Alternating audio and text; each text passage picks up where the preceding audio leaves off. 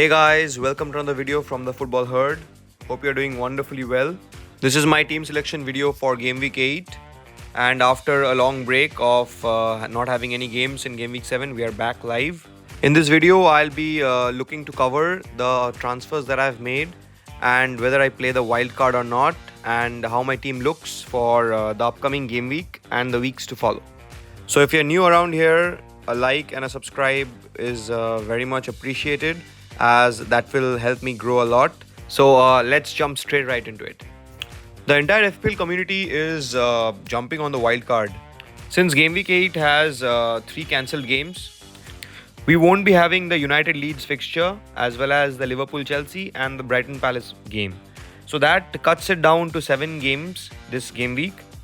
And that might be reason enough for many of the managers not having a first 11.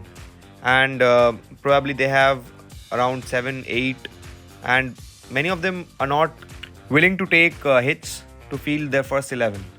However, in my opinion and in my case, based on my team, I have opted for holding on to my wildcard for the time being, and I look to play it in Game Week 9, where we'll have the international break, or the Game Week 12, where there is a kind of fixture swing and the Liverpool assets look very juicy then.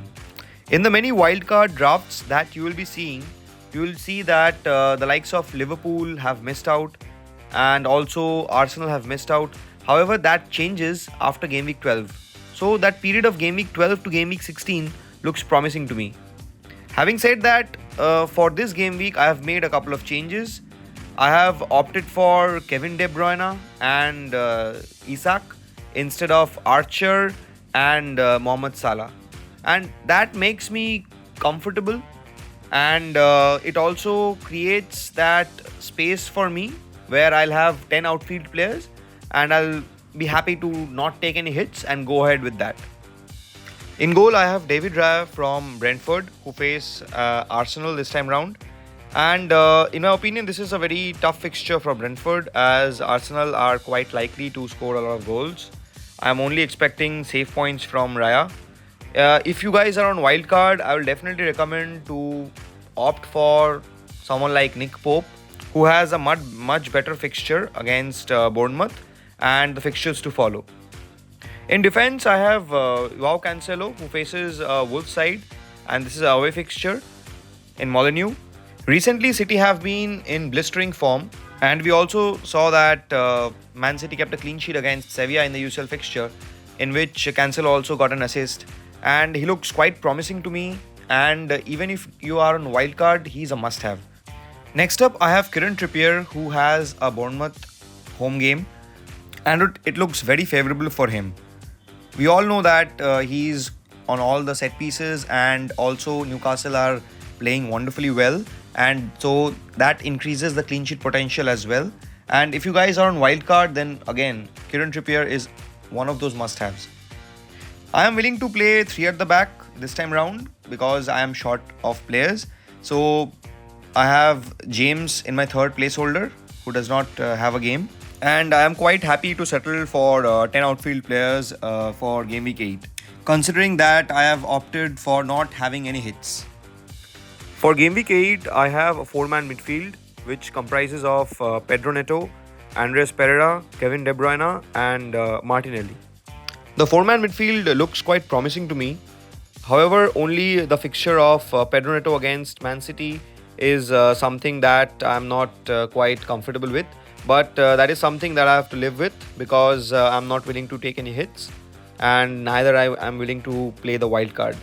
Then again, the fixture of Andres Pereira against Nottingham Forest is also a very good fixture, and we have seen that the high XG of Andres and the link-ups with Mitrovic has been amazing. So I am quite optimistic that Andres will be able to give me some attacking returns in this fixture. Now coming to my main midfielder, whom I have brought in instead of Mohamed Salah, that's Kevin De Bruyne. And the Wolves fixture looks very juicy to me. And also something to consider is that Erling Haaland is in scintillating form, and De Bruyne is playing the perfect number 10 role. He has already amassed 4 assists and a goal in the first 6 game weeks, and in my opinion, this run of fixtures are very favorable for City. And so, if you are wildcarding, then definitely a triple up on City is must, and Kevin De Bruyne is someone that you should have in your team. And my fourth player in my midfield is Martinelli, who has a Brentford away game. Now, Arsenal have lost the last match against Manchester United. There also, we saw that Martinelli was one of their attacking threats, and any attack that they were conjuring, Martinelli was the conjurer basically. So that concludes my four-man midfield. In attack, I have opted for Isak, Gabriel Jesus, and Erling Haaland. Isak is someone that I have brought in for Game Week 8, and I wish to hold on to him for this patch till Game Week 16. Isak in Game Week 8 faces a very fragile Bournemouth side who are very much leaking goals. And in this short stint, he has already impressed all the FPL managers. It is also worthy to mention that Isak ranks 5th among forwards in the last 2 game weeks in the expected goals involvement. However, I'm hoping that his minutes are not managed after Callum Wilson gets fit. Next up, I have Gabriel Jesus, who faces Brentford side. And again, he has been someone that people are selling right now. Just because the likes of Mitrovic, Isak, Tony, and Erling Haaland, these 4 are the most popular picks. Again, if you are on wildcard, then I will recommend that you stay away from Arsenal assets as of now, because their fixture patches do not look that much favorable. But in my case, I have Jesus in my team and I cannot chip him out since, just like I mentioned, I have not activated the wild card, nor am I willing to take any hits. And I think that for this game week, he is a good option, and I am expecting attacking returns from Gabriel. Last but definitely not the least, my main man, that's Erling Haaland, and probably every fantasy manager's dream player this time round.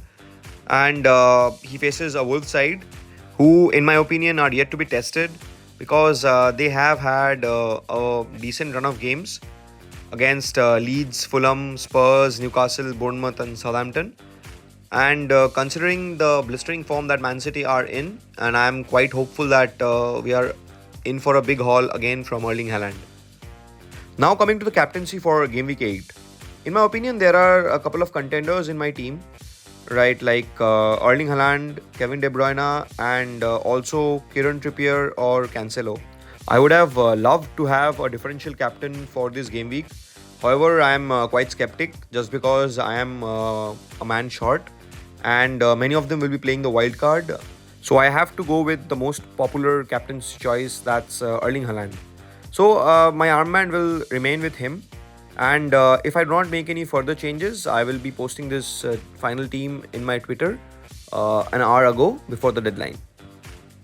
So that's it, guys. So that concludes my Game Week 8 team selection video.